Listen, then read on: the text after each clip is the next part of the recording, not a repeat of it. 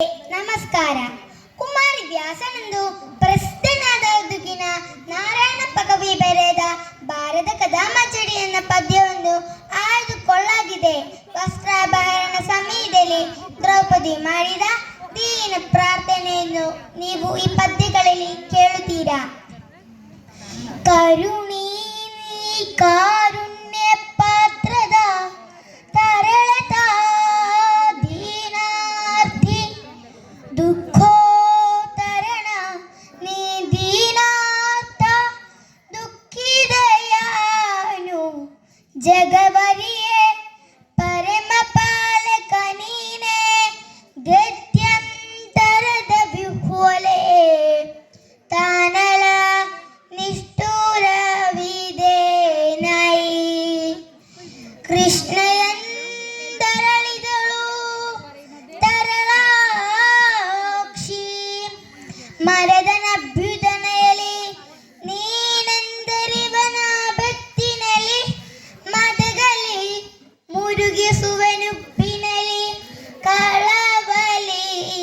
ಸುವನು ಗೋಡಿಯಲಿ ಅರಿಯುತಜ್ಞರ ಗುಣವ ದೋಷವ ನರಸುವರೈ ನಿನ್ನಡಿಯ ಕೃಪೆಯನ್ನು ನೆರೆಯಲಾಗದೆ ಕೃಷ್ಣಯಂದರಳಿದಳು ನಳಿನಾಕ್ಷಿ. ಕೃಷಿಗಳದಿ ತಾರ್ಕಿಗರು ಕರ್ಮ ವ್ಯಸನಿಗಳು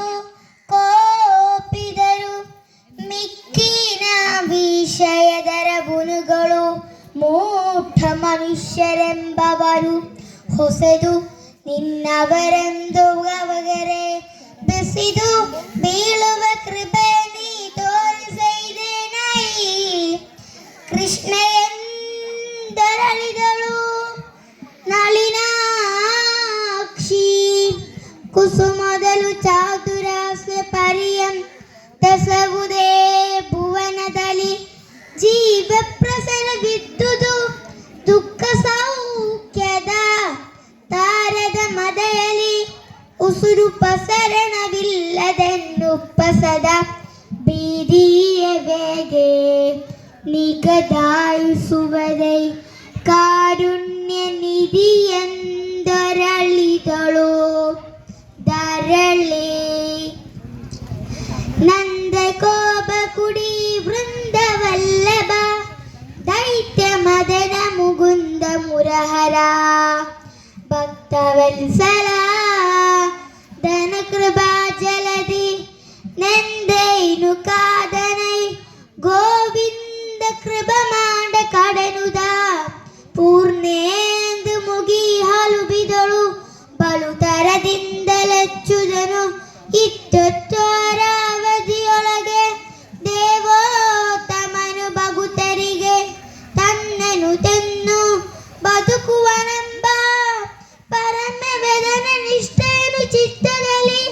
ನೆಲೆಗೊಳಿಸಿ ರುಕ್ಮಿಣಿ ಸತ್ಯಭಾಮಯರುಳು ಸಮೇಳದನತ್ತ